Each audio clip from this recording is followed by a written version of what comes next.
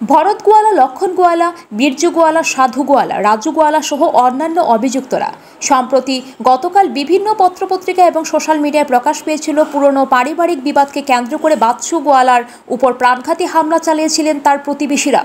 এরই পরিপ্রেক্ষিতে আজ এক সাংবাদিক সম্মেলন করে অভিযুক্তরা বলেন এই অভিযোগটি সম্পূর্ণ মিথ্যা ও ভিত্তিহীন।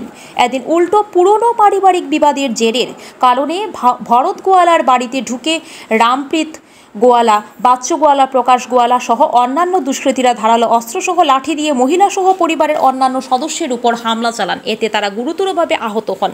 এদের মধ্যে অনেকজন জখম হয়েছেন, মাথাও ফেটেছে। বর্তমানে ঘরের একজন মহিলা শিলচর মেডিকেল কলেজ হাসপাতালে মৃত্যুর সঙ্গে পাঞ্জা লড়েছেন। এই বিষয়ে শিলচর ঘুঙুর থানায় মামলা দায়ের করেছেন।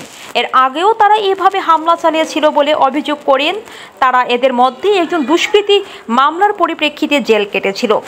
জেল থেকে বেল নিয়ে ছুটে এসে এদিন রাতে মামলা তুলে নেওয়ার হুমকি দিয়ে এতে তারা রাজি না হলে তাদের উপর হামলা চালায়, এমনকি প্রাণে মারার হুমকি দেন। তাই তারা প্রশাসনের কাছে দাবি রাখেন সঠিক তদন্ত করে অতি সত্বর দুষ্কৃতীদের গ্রেফতার সহ দৃষ্টান্তমূলক শাস্তির দাবি জানান তারা। নমস্কার, আমার নাম লক্ষ্মণ গোয়ালা। আমার নামে যে একটা অভিযোগ উঠের যে আমি বাচ্চু গোয়ালারে দাদিয়া মারছি, যে এটা পুরা মিশা কথা।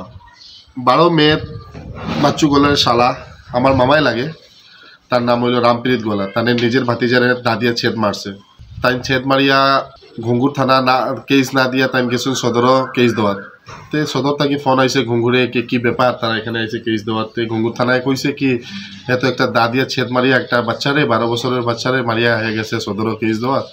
এখান থেকে তারা লক আপ করিয়া জেলও পাঠানো হয়েছে। তারপরে তাই জেল থেকে বাইর হইয়া তাদের ভাগনারে পরশু দিন আমার মামা বাসাত পাঠাইছে ভরত গোয়ালার ঘরে, যে তুমি আমার কেস দিছো, এটা কেস উঠাও। তারপরে মামায় উঠিয়া কইছেন যে ঠিক আছে, আমার 5-6 জন মানুষের নিয়া, মুরব্বী মানুষের নিয়া, গাঁর মানুষের নিয়া আমি এটা কেস উঠাইব। কথা করতে করতে আমরা মামারে লাগছে, মারা শুরু করছে।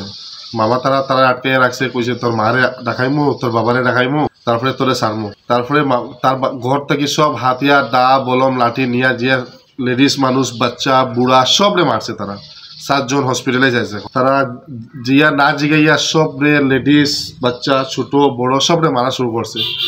লেডিস মানুষ 2 জন একটা আঙ্গুল কাটছে, 2টা।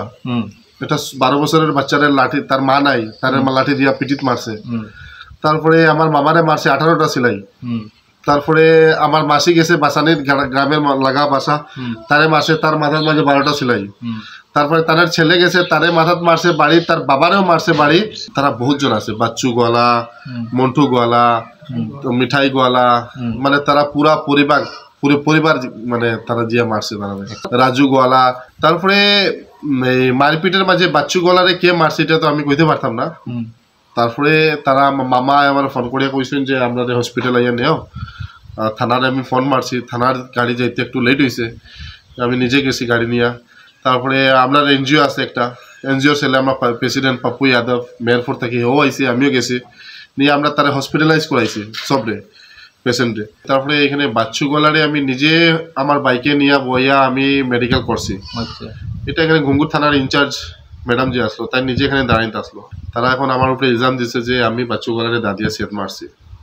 মানে আমি এটা ওটাই কইতে চাই, আর যেটা আমার উপরে যেটা ইলজামটা লাগানি হয়েছে এটা মিথ্যা।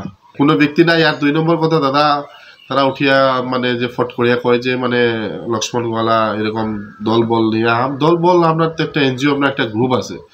যদি ঘুঙ্গুর থানা আমরা যদি দোষী থাকি, যদি ইনভেস্টিগেশন পাই, যদি আমরা দোষীতে কানুন সবে লাগি সমান, আপনার তো জেলও দিল নে।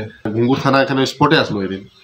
আর কে আমরা মানে জখমি কে আছে কে না এটা তো পুলিশে তদন্ত করে। তারা একজনকে অ্যারেস্ট করছে, আজকে জেলে পাঠানো হয়েছে। তাদের বাচ্চু গোয়ালার বাইরে পাঠানো হয়েছে আজকে জেলও। এখনো সব ভাগাত আছে। একজনে ধরেছে নন্দু গোয়ালা। তারা 11 জনের নামে কেস হয়েছে।